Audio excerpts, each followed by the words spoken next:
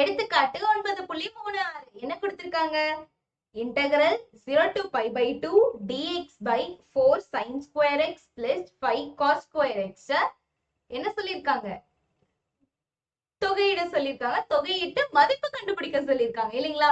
சரி, so first இதுக்கு ஒரு பேர் வச்சுக்கலாம், ஐன்னு வச்சுக்கலாம். So pi equal to 0 to pi by 2 dx by 4 sin square x plus 5 cos square x.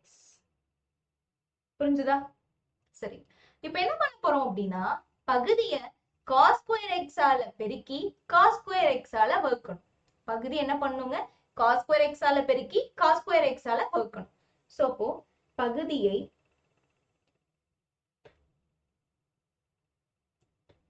cos square x all பெருக்கி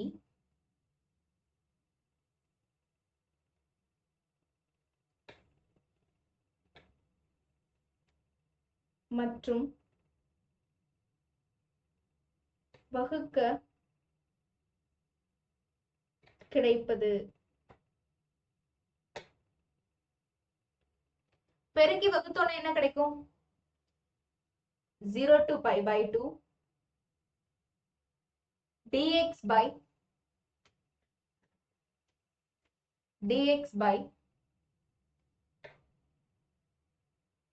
cos square x ஆல பெருக்கிறத cos square x அப்படியே வெளிய வச்சுக்கலாம். cos square x வகுக்கிறத மட்டும் தனித்தனியா ஒவ்வொன்றுக்கு வகுத்துக்கலாம். பெருக்கிறத பொதுவா வெளிய வச்சுக்கலாம், வகுக்கிறத மட்டும் ஒவ்வொன்றுக்கு தனித்தனியா வகுத்துக்கலாம். சோ அப்படி வகுத்தோன்னா என்ன வருங்க? 4 sin square x by cos square x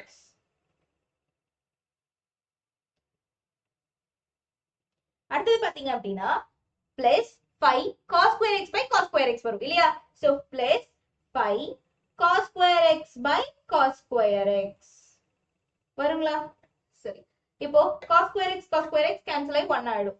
so 0 to pi by 2 dx by cos square x 4 sin square x by cos square x tan square x இல்லைங்களா? So 4 tan square x plus 5 4 tan square x plus 5.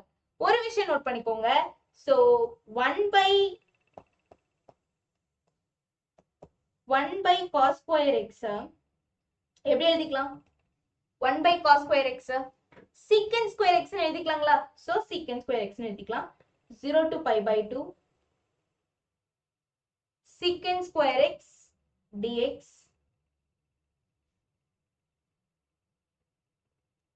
by கீழே பாத்தீங்கன்னா 4 tan square x plus 5 இருக்கு. 4 tan square x plus 5 புரிஞ்சுதுங்களா? சரி, இப்போ tan square x plus 5 இருக்கு. So நான் tan x t ன்னு எடுத்துக்கிறேன். tan x t ன்னு எடுத்துக்கிறேன். சோ அப்ப t equal to tan x என்க. அப்ப dt by dx எப்படி இருக்குங்க? ஒரு தடவை வகையிட்டோம்னா tan x வகையிட்டோம்னா secant square x, tan x வகையிட்டோம்னா secant square x. அப்ப dt by dx என்னங்க? secant square x dx, secant square x. So அப்ப dt மட்டும் வேணும்னா secant square x dx, secant square x dx. புரிஞ்சுதுங்களா? சரி, இப்போ நல்லா கவனிங்க, எல்லைகளை மாத்தணும். சோ இந்த மாதிரி நம்ம ஒரு பேர் வச்சு t அப்படின்னு வச்சு மாத்தும் போது நிச்சயமா எல்லைகளை மாத்தணும். எல்லைகள் மாத்த மறந்துட்டோம் அப்படின்னா நம்மளோட மதிப்பெண்கள் அப்படியே போய்விடும். சரிங்களா? சோ t மாத்திக்கலாம். சோ இப்ப x 0வா இருக்கும் போது t எப்படி இருக்கும்? tan 0, tan 0 0. சோ இப்ப t equal to 0. அடுத்தது x pi by 2 இருக்கும் போது t எப்படி இருக்குங்க? tan pi by 2. So tan 90 infinity. Tan 90 எப்படி இருக்குங்க? Infinity.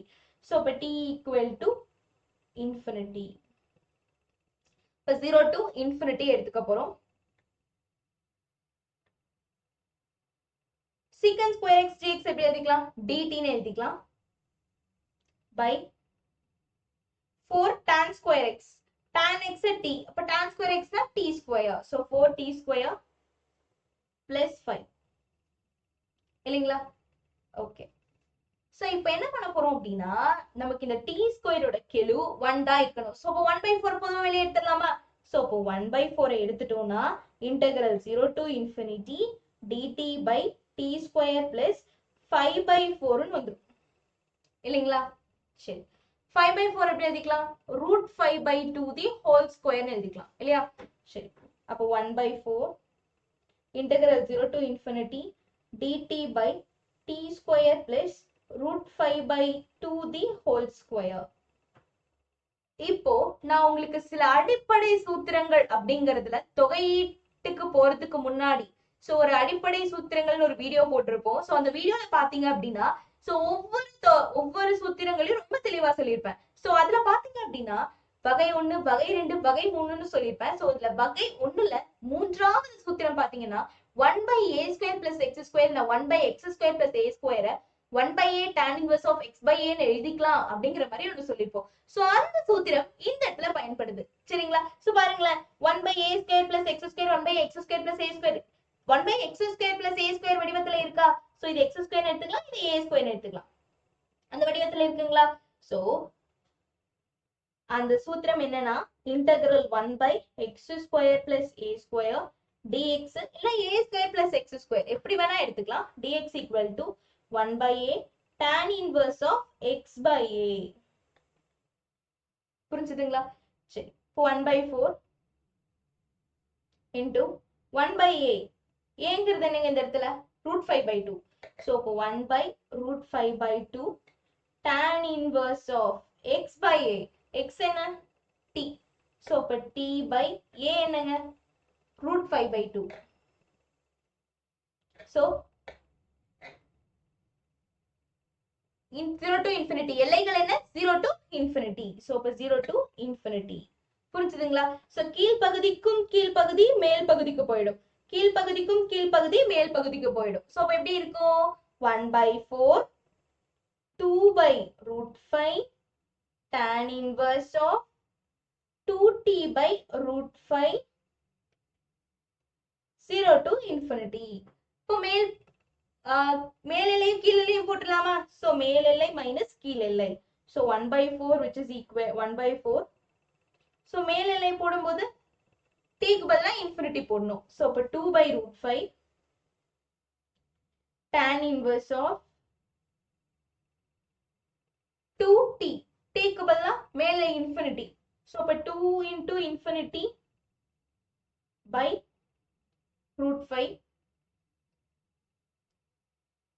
minus 2/√5 into tan inverse of 2 into 0 by 2 into 0 0 தான். சோ அப்ப 0. புரிஞ்சுதுங்களா? சரி இப்போ tan inverse of infinity pi/2. So 1/4 2/√5 tan inverse of infinity pi/2. இது பாருங்க infinity by anything, infinity by into anything எது வந்தாலும் infinity தான். But tan inverse of infinity pi/2. tan க்கு எப்ப infinity pi/2ல minus 2/√5 tan inverse of 0 0. அப்போ 2 போயிடும். So அப்ப pi/ இது ஃபுல்லாவே 0 ஆயிடும். pi/4√5 இதுதான் I ஓட மதிப்பு. pi/4√5. புரிஞ்சுதுங்களா? சந்தேகம் இருக்கா? அடுத்த கேள்வி பயிற்சி 9.5ல முதல் கேள்வி. சோ முதல் என்ன கொடுத்திருக்காங்க? integral 0 to pi/2 dx by 1 plus 5 cos square x ன்னு கொடுத்திருக்காங்க சரிங்களா? சோ இது எப்படி பண்ணிக்கலாம்? இது எப்படி பண்ணலாம்? ஃபர்ஸ்ட் இதுக்கு ஒரு பேர் வைக்கணும், ஐன்னு வச்சிடலாம். சோ இப்போ ஐன்னு வச்சிட்டோம்னா I equal to 0 to pi/2 dx by 1 plus 5 cos square x. சரிங்களா? சரி இப்போ நம்மளுடைய பகுதியை cos square x ஆல பெருக்கி cos square x ஆல வகுக்க போறோம். அப்ப என்ன கிடைக்குதுன்னு பார்க்கலாம். பகுதியை cos square x ஆல் பெருக்கி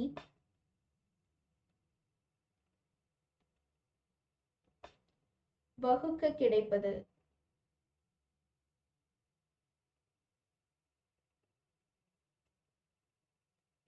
சோ அப்ப உங்களுக்கு என்ன கிடைக்கும் integral 0 to pi by 2 dx by 1 plus 5 cos square x. So cos square x ஆல பெருக்கிறத நான் வெளியவே வச்சுக்கிறேன், வகுக்கிறத மட்டும் உள்ள கொண்டு போறேன். சோ அப்போ 1 by cos square x plus 5 cos square x by cos square x. So cos square x போயிடும், 1 ஆயிடும். சோ இந்த இடத்துல உங்களுக்கு 1 by cos square x எப்படி இருக்கும்? 1 by cos square x 1 by cos square x secant square x இல்லைங்களா? So அப்ப 0 to pi by 2 secant square x dx by 1 by cos square x secant square x. So secant square x plus 5. So secant square x எப்படி எழுதிக்கலாங்க? 1 plus tan square x ன்னு எழுதிக்கலாமா? secant square x எப்படி எழுதிக்கலாம்? secant square x 1 plus tan square x ன்னு எழுதிக்கலாம். சரிங்களா? So இப்ப மேல இருக்கிறதுக்கு இல்ல கீழ இருக்கிறதுக்கு எழுதுறோம். இப்ப 0 to pi by 2 secant square x dx by secant square x எப்படி எழுதிக்கலாங்க? 1 plus tan square x ன்னு எழுதிக்கலாம். So 1 plus tan square x plus 5. சரிங்களா? சரி, இப்போ 1 plus 5 6 ன்னு வந்துரும். So 0 to pi by 2 secant square x dx by 6 plus tan square x. 6 plus tan square x. சரி, இப்போ tan x எப்படி எடுத்துக்கலாங்க? t ன்னு எடுத்துக்கலாம். சோ அப்ப t equal to tan x ன்னு எடுத்துக்கலாம்.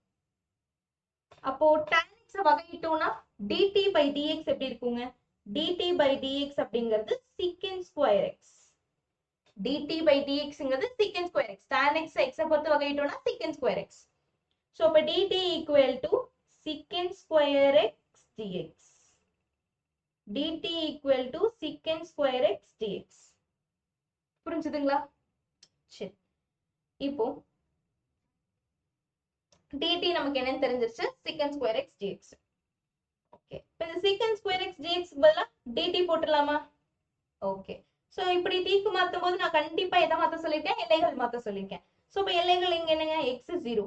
x 0 இருக்கும்போது t நமக்கு எப்படி இருக்கு? x 0 இருக்கும்போது t எப்படி இருக்கு நமக்கு? t வந்து tan 0. tan 0 என்னங்க? 0 தான். சோ அப்ப t equal to 0. அடுத்தது x pi by 2 இருக்கும்போது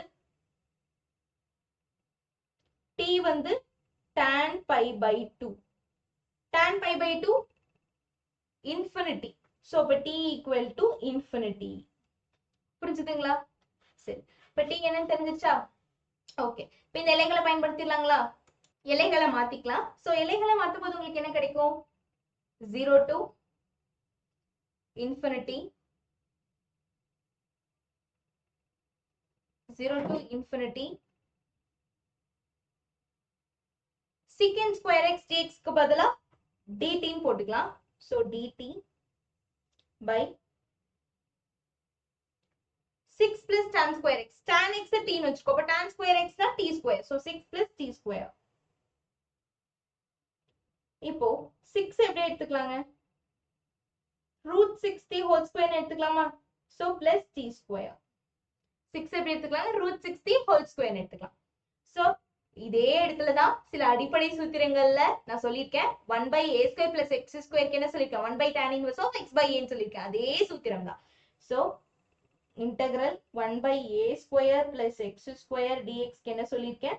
1 by a tan inverse of x by a ன்னு சொல்லியிருக்கேன். புரிஞ்சுதுங்களா? சரி, சோ இதை அப்படியே இங்க பயன்படுத்தணும். சோ பயன்படுத்தினா என்ன வரும்?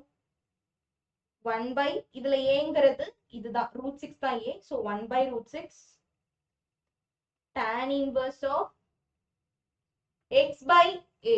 x by a னா t by root 6. புரிஞ்சுதுங்களா? t by root 6 எல்லை வந்து 0 to infinity. so இப்ப 0 to infinity. சோ இப்போ மேல் எல்லை மைனஸ் கீழ் எல்லை போட்டுலாங்களா? சோ இப்போ 1/√6 tan inverse of infinity by √6 minus 1/√6 tan inverse of 0. Tan inverse of 0 0. Tan inverse of infinity என்ன வருங்க? pi by 2. Tan inverse of infinity என்ன வரும்? pi by 2. So அப்போ 1/√6 into pi by 2. So pi by 2√6 ன்னு வரும். pi by 2√6. இதுதான் நம்மளுடைய I ஓட மதிப்பு. புரிஞ்சுதுங்களா? சந்தேகம் இருக்கா? அடுத்த கேள்வி. பயிற்சி 9.5ல முதல்ல இரண்டாவது கேள்வி என்ன சொல்லிருக்காங்க? Integral 0 to pi by 2 dx by pi plus 4 sin square x என்ன சொல்லிருக்காங்க. சோ இந்த இடத்துல அதே தான் பண்ண போறோம். cos square x ஆல, அதாவது நம்மளுடைய பகுதிய cos square x ஆல பெருக்கி cos square x ஆல வகுக்க போறோம். சரிங்களா? சரி. அப்போ ஃபர்ஸ்ட் இதுக்கு பேர் வைக்கணும். I ன்னு வச்சுக்கலாம். So I equal to 0 to pi by 2 dx by 5 plus 4 sin square x. இல்லைங்களா? சரி. இப்போ பகுதியை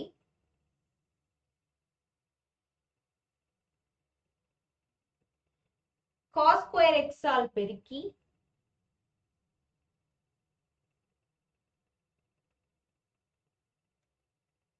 மற்றும் வகுக்க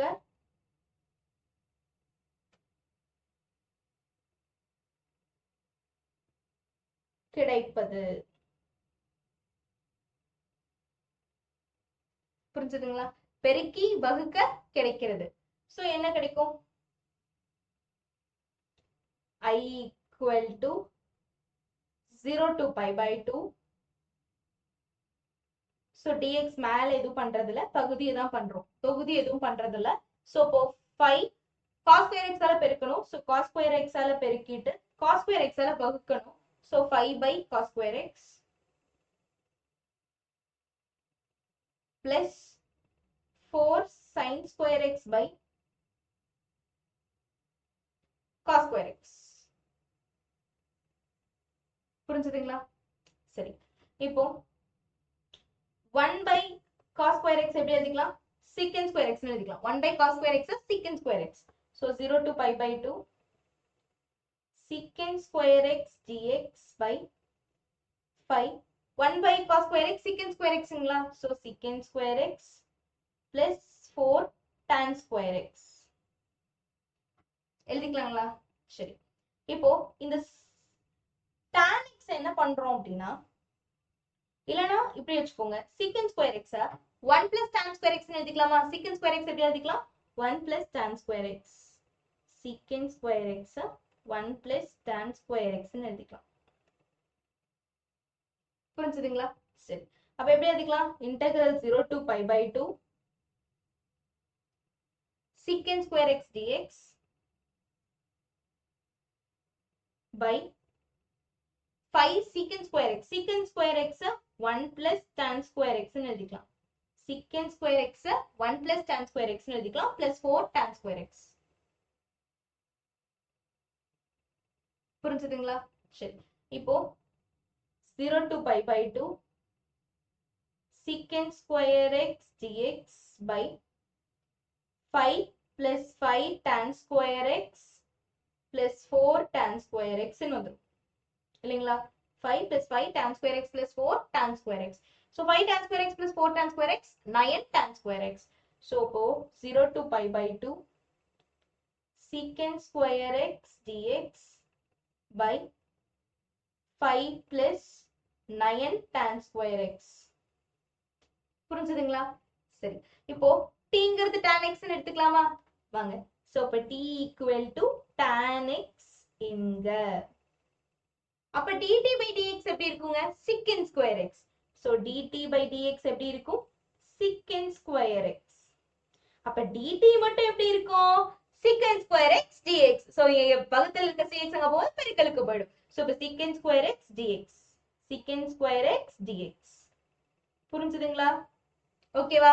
So இப்ப dt என்ன? secant square x dx. எல்லைகள் மாத்தணும்ல? So எல்லைகள் மாத்திடலாம். So இப்ப x 0 இருக்கும்போது t எப்படி இருக்குங்க? tan 0. tan 0 0. அடுத்தது x pi by 2 இருக்கும்போது t equal to tan pi by 2 infinity. So இப்ப t equal to infinity. புரிஞ்சுதுங்களா? So எல்லைகள் மாத்தியாச்சு. இப்ப புது எல்லைகள் போட்டுடலாம். 0 to infinity. secant square x dx பதிலா என்ன எழுதிடலாங்க? dt ன்னு எழுதிடலாமா? secant square x dx பதிலா dt ன்னு போட்டுடலாம். So இப்ப dt by 5 plus 9 t square. 5 plus 9 t square. சரிங்களா? சரி. t square முன்னாடி எது இருக்கு? So 1 by 9 பொதுவா வெளியே எடுத்துடலாம். So 1 by 9 வெளியே எடுத்தோம்னா 0 to infinity dt by 1 by 9 வெளியே எடுத்துட்டோம் அப்படின்னா என்ன இருக்கும்? 5 plus இந்த இடத்துல உங்களுக்கு 5 plus 9 t square. 1 by 9 வெளியே எடுத்தோம்னா 5 by 9 plus t square வரும். வருங்களா? So 5 by 9 root 5 by 3 the whole square எழுதிக்கலாம். So 1 by 9 0 to infinity dt by t square plus இல்லனா root 5 by 3 the whole square plus t square. இது பாருங்க திருப்பி அதே வகையில மூன்றாவது ஃபார்முலா வரைய இருக்கு 1 by a square plus x square. So அப்போ integral 1 by a square plus x square dx எப்படி எழுதிக்கலாங்க?